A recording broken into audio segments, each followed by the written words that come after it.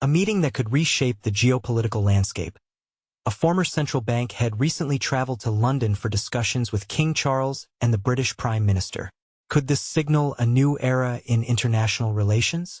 The new Canadian Prime Minister's first foreign visit focused on strengthening ties with long-standing allies, the UK and France, amid a shifting global order. This move is viewed as an effort to shore up support as relations with the United States face a period of tension. Canada, a nation rich in natural resources and traditionally closely linked to the U.S., is demonstrating a willingness to reassess its foreign policy priorities under the new leadership of Mark Carney. The tariffs imposed by Washington, known as Trump tariffs, sparked outrage in Canada, pushing Ottawa to actively seek alternative economic partners. Against this backdrop, Mark Carney, the new Prime Minister of Canada, made his first foreign trip to France and the United Kingdom. While the choice of destinations is logical given Canada's demographic and cultural makeup, there is more to the decision than meets the eye. Diplomatic maneuvers in both Paris and London have generated sensational headlines in the global press, claiming that Canada has made its choice.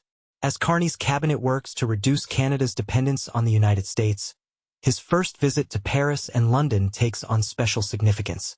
Mark Carney, who previously headed the Bank of Canada and then the Bank of England, is highly respected in international financial circles as an expert in managing economic crises. His unexpected victory in the early 2025 election led to his appointment as Prime Minister, opening a new chapter in Canadian political history. Instead of a predictable technocratic approach to governance, Carney's political course has been marked by unexpected diplomatic scope, signaling a desire to transform Canada's foreign policy.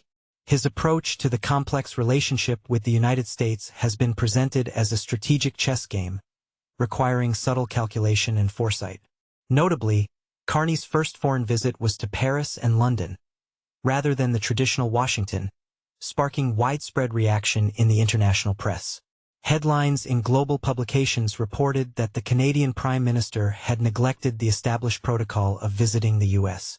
Meetings with French President Macron and the British Prime Minister signaled that Canada sees opportunities in a multipolar world, where alternative partnerships can strengthen its position without severing ties with the United States. But why Paris and London specifically? Carney sought to establish strong economic and strategic ties in these key European capitals. From an economic standpoint, he stressed the desire to diversify the Canadian economy and maintain close ties with the European Union and its leading economic centers. This visit was a response to long-standing expectations of the Canadian public, dissatisfied with excessive dependence on the American market. In London, Carney met with former colleagues from the Bank of England, where preliminary agreements were reached to strengthen financial cooperation. Negotiations in Paris were more strategic in nature. French President Emmanuel Macron offered Canada the establishment of joint working groups on defense and technological cooperation, which could lead to changes within NATO. Ottawa is now considering partnerships in military technology projects not only with Washington but also with European countries. "We do not want the future of our defense industry to depend on one country," said Mark Carney, emphasizing Ottawa's desire for alternative projects not exclusively focused on the United States. In this regard, issues related to the purchase of F-35 fighters and a possible switch scandal came to the fore. Canada's concerns are not limited to defense issues. New tariffs affecting agriculture, the automotive industry, and the energy sector, combined with increasing protectionism in the United States, are pushing Ottawa to seek new allies. The current situation may represent one of the most serious tests in American-Canadian relations in the last half-century. As the government led by Mark Carney welcomes Europe, emphasizing to its citizens the need to protect national interests in security and the economy, Washington is developing retaliatory measures, viewing Canada's actions as a betrayal. But how did this complex game between the two countries begin? What are the possible scenarios for its development? And what impact could it have on the world? Mark Carney, known for his expertise in economics and central bank management, is proving to be a leader capable of turning crises into opportunities. Since taking office as Prime Minister, he has repeatedly stated that the United States is experiencing significant strain due to tariffs and various diplomatic moves undertaken by the Trump administration, and that Canada needs to chart an alternative course. The Canadian Prime Minister's visits to Paris and London have not gone unnoticed, prompting a legitimate question in European political circles. Is Canada distancing itself from its southern neighbor, the United States? Domestically, proponents of greater independence from American influence welcome such a policy line. Prime Minister Carney, known for his measured statements, once noted, "Despite certain risks in the short term, we do not intend to succumb to unilateral pressure. However, it would be a mistake to reduce all disagreements solely to trade issues." Rumors of Ottawa abandoning long-standing plans to acquire American F-35 fighter jets have added tension to relations between the two countries.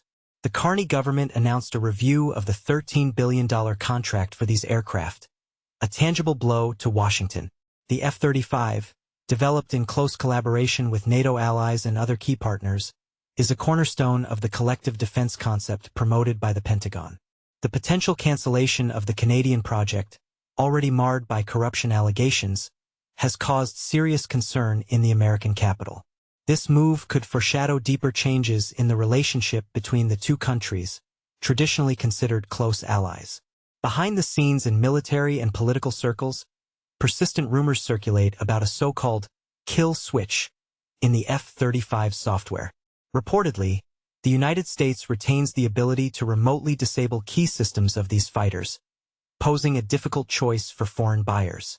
In Canada, in particular, concerns have long been simmering. Who really controls the planes in which billions of dollars have been invested? The new Canadian government has not accidentally included these concerns in its list of national security issues.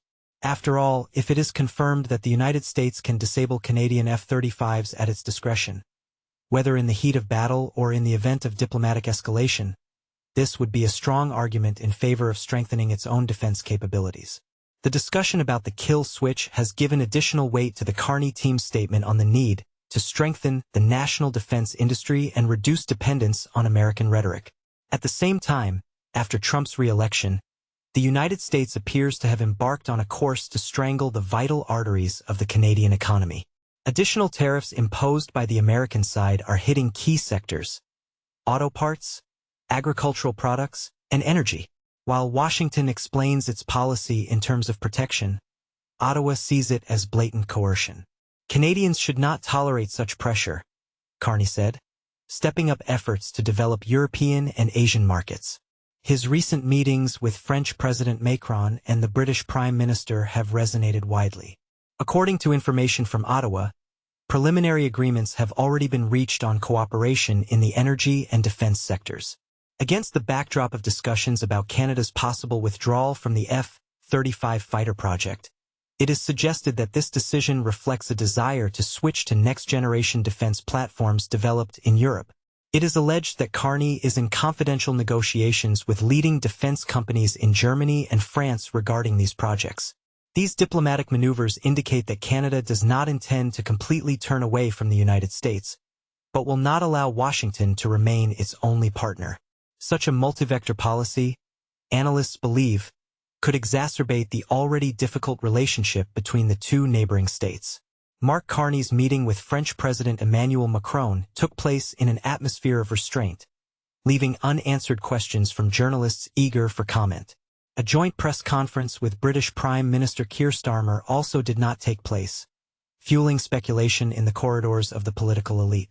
An informed source, who wished to remain anonymous, said that the Canadian side initiated a proposal to hold a press conference in Paris, but the French side rejected the initiative.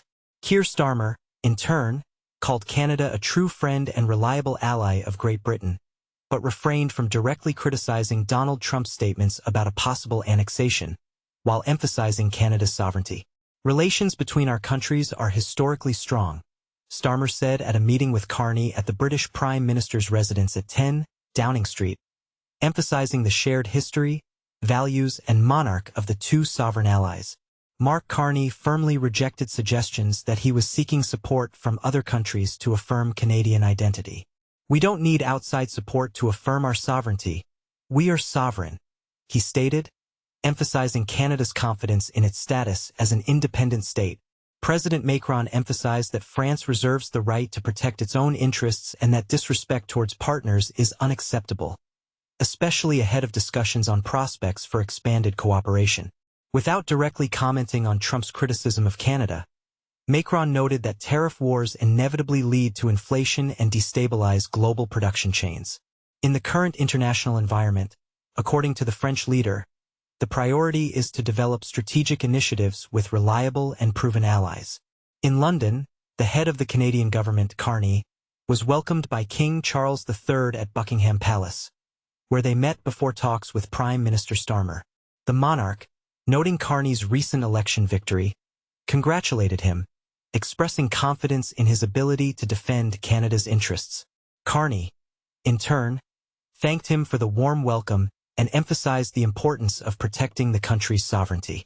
Canada can be proud to have a strong defender of its sovereign rights, Carney said in his social media. After the London meetings, Prime Minister Carney headed to Canada's Arctic coast to personally ensure the security and protection of the country's sovereignty in this strategically important region. During the Trump era, tariff policy became the detonator that forced Ottawa to challenge Washington. The imposition of tariffs on Canadian steel and aluminum exports, pressure on the automotive industry, and quotas on agricultural products were perceived by Carney's team as a personal insult. For decades, Canada has played the role of a reliable supplier, supporting the United States economy.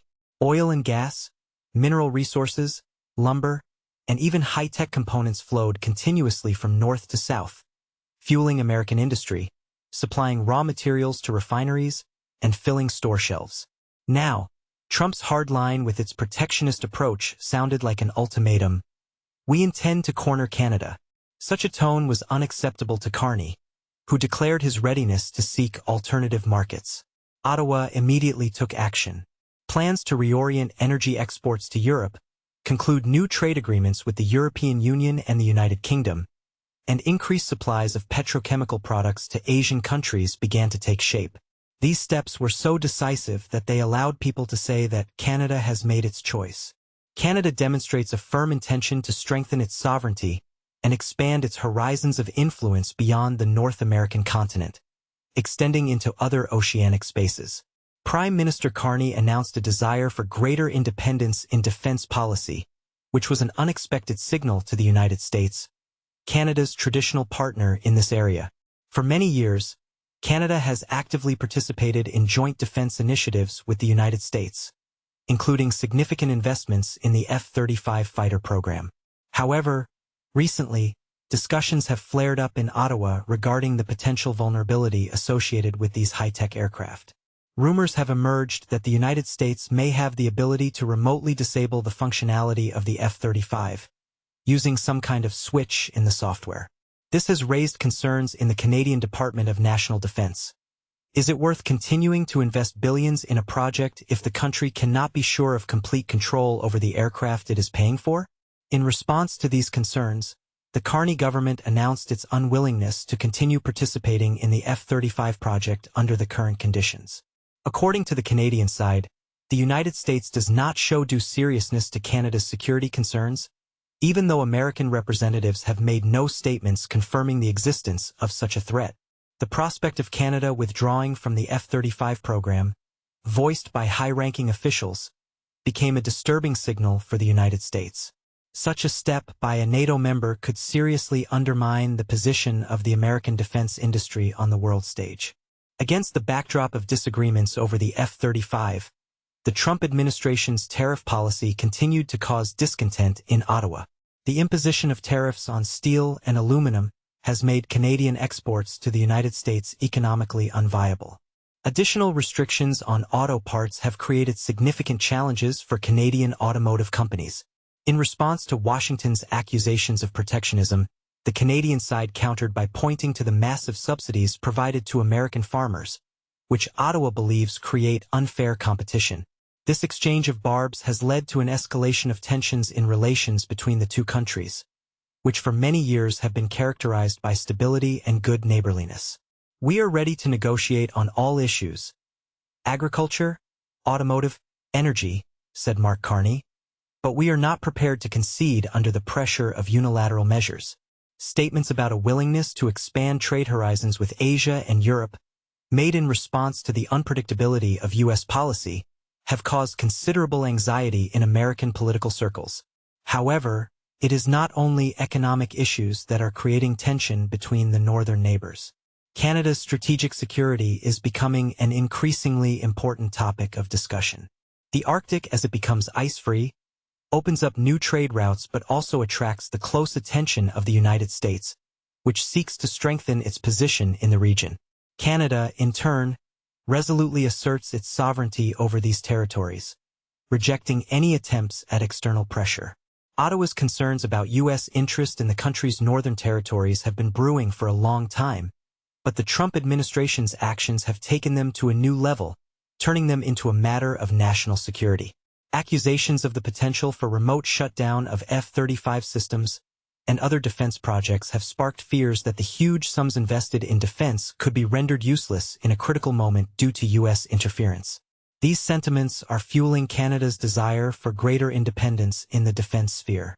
The idea of acquiring fighter jets and other military systems in Europe is increasingly seen as a logical step towards strengthening its own sovereignty and reducing dependence on an unpredictable partner. Europe is opening its arms to Canadian ambitions, as French President Macron made clear at a meeting with Mark Carney in Paris, demonstrating unequivocal support for Canada. The United Kingdom, whose geographical features Carney knows so well from his time as Governor of the Bank of England, is also showing keen interest.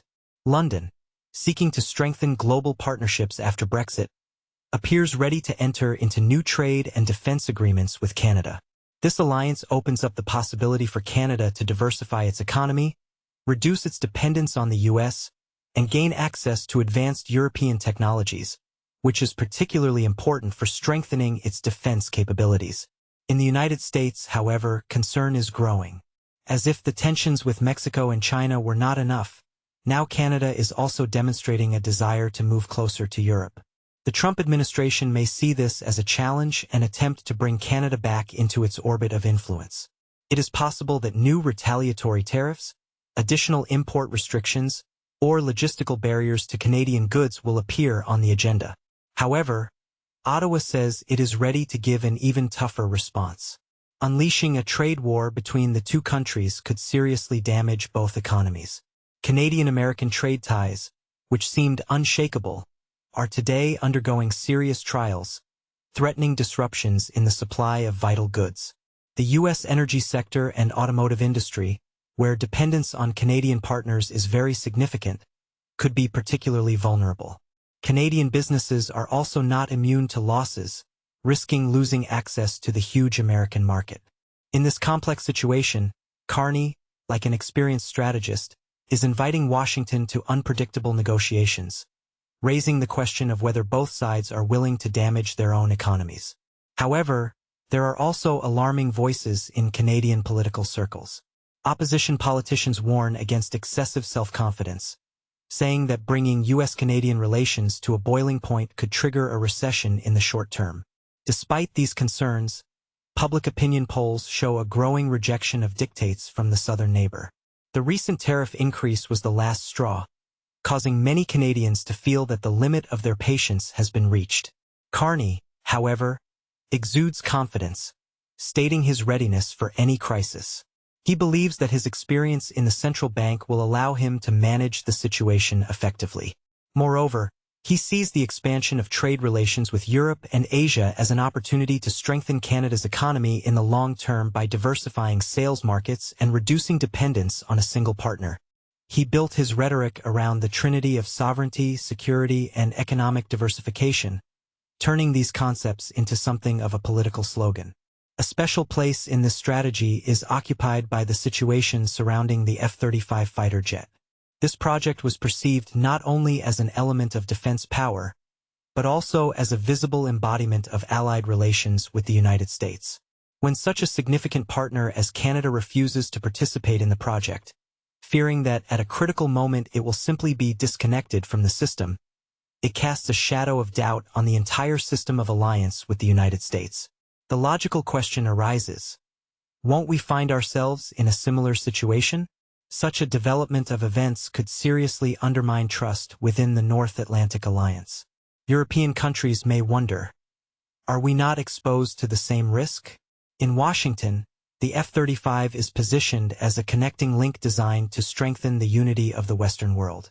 Canada's refusal to participate in the program, according to American strategists, is capable of introducing a serious split into this unity. The statement by a Canadian representative that they are being forced to accept an aircraft over which they do not have control could give new impetus to European projects aimed at weakening the American monopoly in the defense sector. If Canada joins the Franco-German project to create its own fighter, the position of the F-35 as the only option may be shaken. In the labyrinths of world diplomacy, where every phrase is weighed and every word can become a spark, the rhetoric of "you are not the only player" becomes commonplace, but it does not lose its sharpness. Negotiations between the parties are increasingly reminiscent of a game on the edge, where tension is felt at the negotiating table. Imagine a situation. The United States, like a formidable creditor, reminds of multi-billion-dollar compensations in case of refusal from the project. In response, Canada, tired of tariff wars, retorts that it is already incurring losses and is ready to accept these funds as partial compensation for damages. Against the background of these disputes, the issue of sovereignty in the Arctic smolders, which touches sensitive strings of Canadian identity and security. The specter of American interest in the Arctic may become the trigger that will start a chain reaction not only in the issue of F-35 fighters, but also in all defense cooperation between the countries. Such a scenario pushes Justin Trudeau's administration to decisive, perhaps even radical, steps. The topic of the switch, Trump's tariffs, and the prospects of European partnership are intertwined in a complex knot, creating a real threat of rupture. We should not forget about the global context. If the United States, waging trade wars on several fronts, pushes Canada to the forefront, this could provoke a crisis of confidence in the American and global stock markets. The world, already tense, may find itself on the verge of a new era of instability. Financial observers are sounding the alarm. The stock market has already lost $1.7 trillion. Investors, fearing an escalation of tension between the United States and Canada, may panic and start massively dumping shares, which will inevitably lead to increased volatility in the American markets. Relations between the two countries, which until recently remained stable, are now experiencing a period of serious trials, especially with the advent to power in Canada of a government adhering to radical views. A key moment confirming the change in Canada's foreign policy course is its active rapprochement with Europe. Rumors are circulating in the corridors of political capitals such as Paris and London about the preparation of new agreements in the automotive and energy sectors.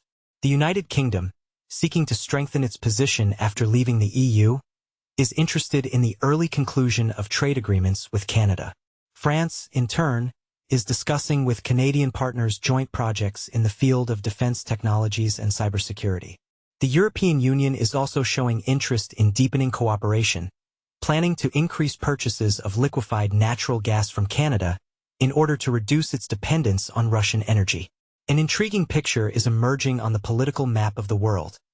A kind of bridge is being built between the North American continent and Europe, running through Canada. However, this bridge does not lead to Washington, but to Brussels and London, calling into question the future of the traditional friendship between the United States and Canada. Will this lead to a reorientation of Canadian foreign policy towards Europe? The Carney government, it seems, is putting some pressure on the United States, skillfully playing the cards of retaliatory tariffs and turning its gaze to European and Asian markets. What will be the reaction of the United States to this maneuver? Will they tighten tariffs even further, or will they prefer to sit down at the negotiating table to find a diplomatic solution? The Arctic region and defense issues are becoming a tug-of-war arena between the two countries. Will this confrontation reach a critical point, or will the parties still be able to find a compromise and reach a mutually beneficial agreement? The question arises, is Canada emerging from the shadow of the long-standing influence of the United States, paving a new path in cooperation with Europe and Asia, or is the Carney government simply trying to strengthen its position in trade negotiations? The alleged abandonment of the F-35 project could be a turning point in Canada's defense policy, opening the door to revolutionary changes. The trade dispute that began with the introduction of tariffs by the Trump administration threatens to escalate into a permanent rift in relations between North American countries. Will the parties ultimately be able to find a compromise? Or will this conflict lead to irreversible consequences? We invite readers to share their opinions and stay up to date with the latest news. By subscribing to the channel and marking the materials you like, you will be able to quickly find out about new analytical reviews that will be published in the near future. Stay tuned for updates to be at the center of